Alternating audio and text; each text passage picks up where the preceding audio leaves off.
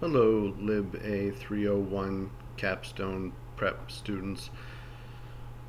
This video is being recorded in lieu of us meeting this week as a class.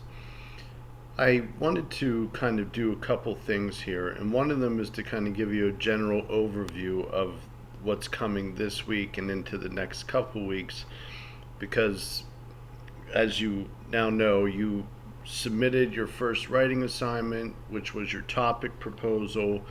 We are now moving into the phase of a research proposal. And the research proposal, if you look, and this is part of the week 5 readings here, so I'm going to jump into this. And oh, by the way, I'm in the instructor view here, so it does look a bit different. But if you take a peek in the book on pages 20 through 36, this is all about the research proposal. And what you'll notice if you start, or should notice when you start reading through this, is that a lot of the things that are in here are already done. So when you're talking about a research proposal, there is some crossover between a research proposal and the topic proposal. For instance, your thesis statement. For instance, the significance of the topic. Okay, so those things are all crossovers that are in the initial topic proposal that would carry over into the research proposal. For purposes of this research proposal section, which is very important, we're going to focus on 2 areas for this. And the 2 areas that we're going to focus on, and which will make up your next writing assignment, are coming up with some additional preliminary sources. So these sources, and when you're talking about writing a literature review, which is the second component, these sources, you have to make sure that, excuse me, they are directly related to your topic.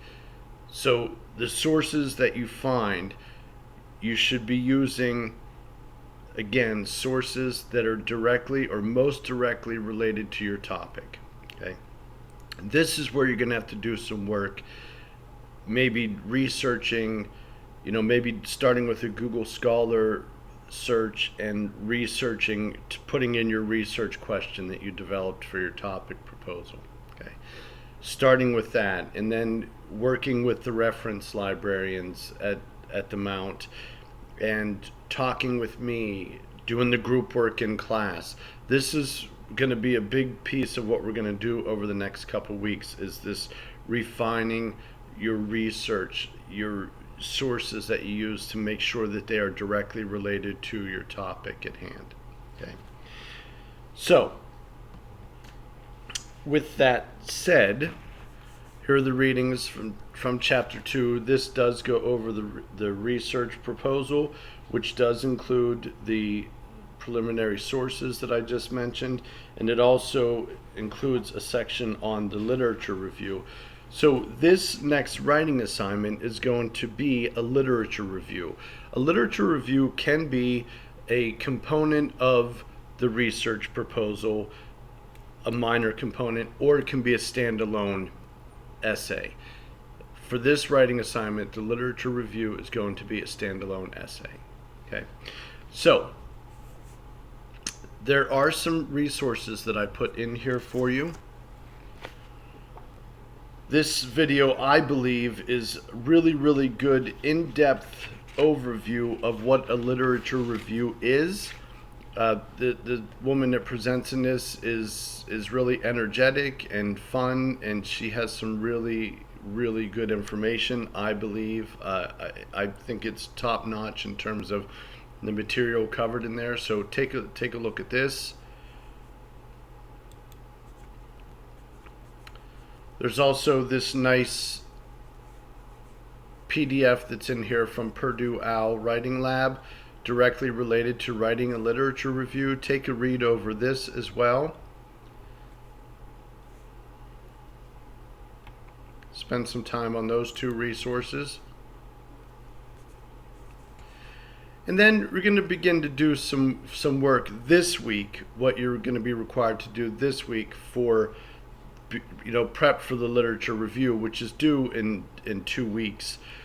And you're going to first be required to do some research. And as I said, really refining, maybe starting your research with a Google Scholar, typing in your research question and see what kind of hits you get from that. Okay, so that's going to be first. You're going to come up with 4 sources that are very specific to your research question, your thesis statement. Very specific. That's the key here. Okay. Then there is a discussion post on that, and that is here.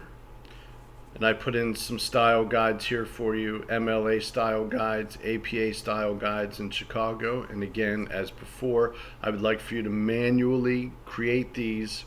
And then we're going to do an in-class work on you manually creating them and then using a citation generator, like maybe that's built into ProQuest or one of the other Mount databases, or Citation Machine, or something like that, and we're going to compare them to see what differences, if any, that there are. Okay. So this will be due before we meet as a class again next week. Okay. And this is graded discussions worth 5 points. This is you going out and finding some sources. Now we're going to do some more work in class next week, finding a couple more sources, working with this together in groups. I'll be working with you to determine whether or not your research is directly related to your research question and your narrow thesis. Okay. And then I'm going to spend just a couple minutes going over literature review. This document here will move. It's in this week's module. It'll move to next week's module next week, and then it'll move to the module after that, the week after that, which is when your literature review will be due. This is how the literature review should be set up. Now, I know I'm jumping the gun on this a little bit, but I wanted you to think about this and wanted you to see this because I think this is really important. You're going to go back, you're going to watch that video, you're going to take a look at the Purdue OWL resource that I put in here. I'm going to go over a little bit about literature review after I review this. But this is the outline. So you're going to write this literature review as an essay. So follow your style guide. The majority of students, it's probably about 93%, are APA in the sections that I'm teaching of 301 this semester. Okay. I have a couple students that are Chicago and a couple that are MLA. So the majority of you following your style guideline, if you're APA, you'll have a title page. Okay. For this literature review, you're not required to have an abstract. Those of you who are APA style. MLA, follow your style guidelines for writing an essay. Chicago, follow your style guidelines for writing an essay as well. APA will have the title page. You'll have an introduction. And this introduction will include things like your thesis statement, like this statement of your topic. Okay, and this is really key that you kind of, and some of you did this for the topic proposal. You created a good introduction that already has all this information in it. Okay, if so, you can use that for this literature review. That's the cool thing about this. These things build on one another. Okay, so if you developed a good introduction that defines the topic, the statement of the topic, if you maybe point out trends, gaps, themes, that kind of thing, if you make reference to a timeline of your research, that kind of thing, and then your clear thesis statement. Okay, if you have that already, if you develop that already for the topic proposal, then you can definitely use that as your introduction here. You may want to add to it, you may want to take away from it, but you can definitely use what you did in that first topic proposal to help build this literature review. So that's the beginning of the paper. Then your body is going to is really going to focus on, and this is where I'm going to take a little bit of a shift here and give you some more background. Um, just so essentially, a literature review is usually the first portion of a paper that plans to report, a study or an experiment done in some kind of social scientific or scientific setting. That's typically what a literature review is for. However, literature reviews are common in MLA style and Chicago style as well.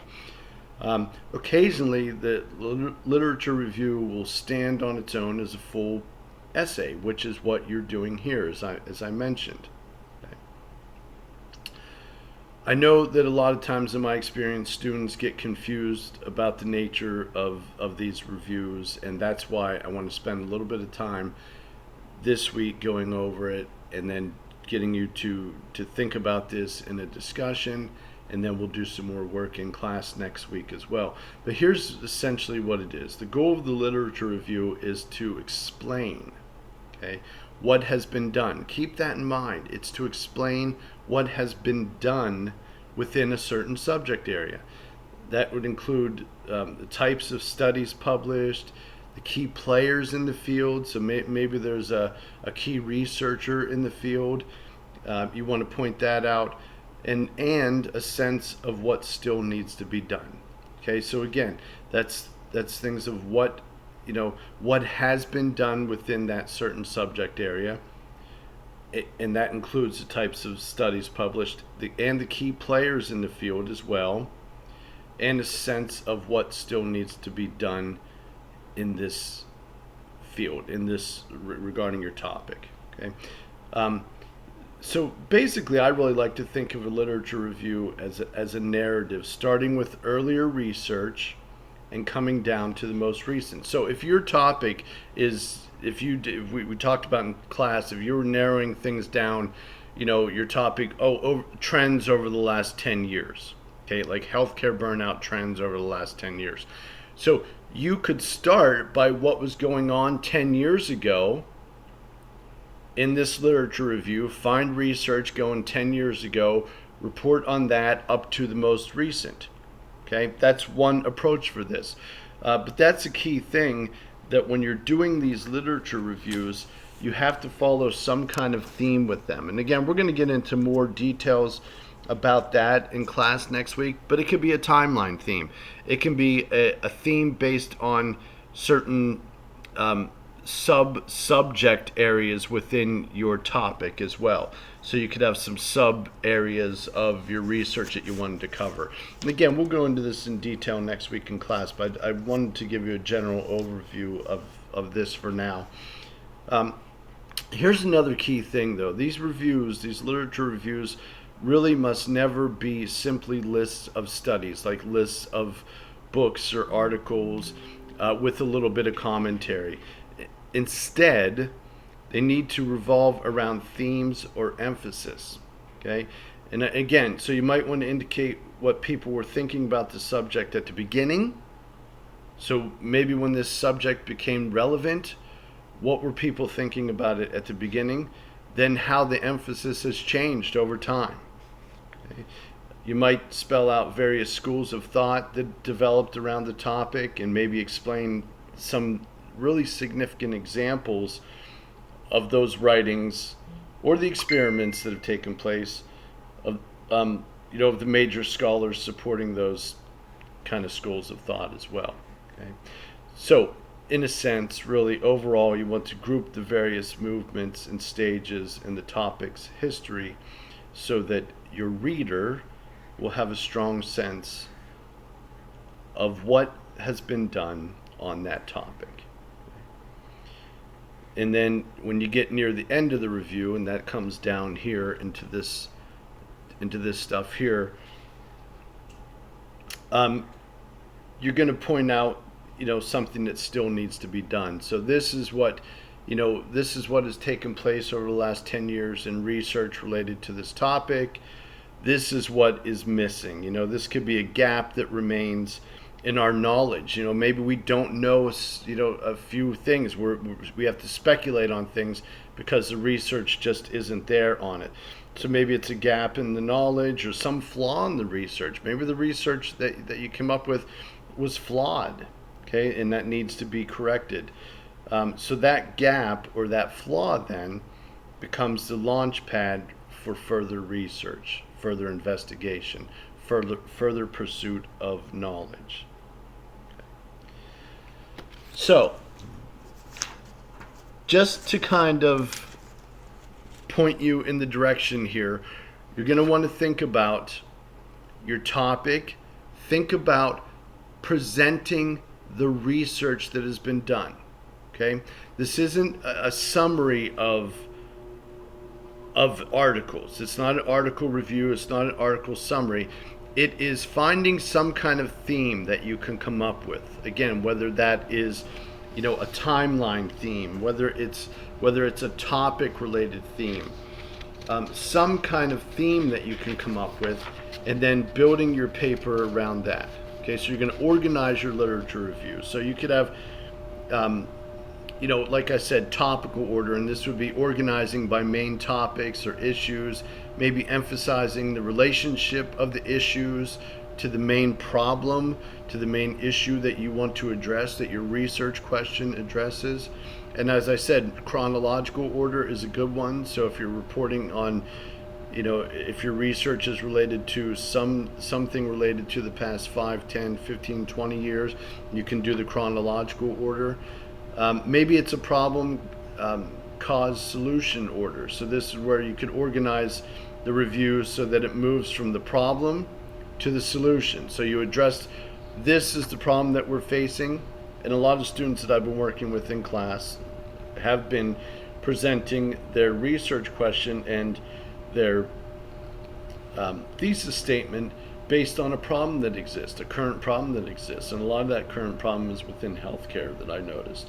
So you could move from that kind of, order of, this was the problem, this is what the research said about the problem, this is what the research says about the solution. Okay. You can do kind of like a general to specific order, so you can start out general and then narrow down into very specific related to your topic. That's a good approach for the literature review. And you can also flip that too and do specific to the general order as well. Okay. Again, so I'm going to keep this short. I don't want to get into this too much, but take a look at all these resources. Take a look over this overview of the literature review, and hopefully this video, the video that the young woman put out going into detail over what literature reviews are, the Purdue OWL resource, this will give you a good start and a good ground knowledge for what is going to be expected for the literature review for this class. Okay, I'm going to end it here. Thank you for listening. Have a great day and a great week, and I will see you all in class next week. Oh, by the way, I am available this week if you need to get in touch with me to kind of go over any of this stuff. Take care.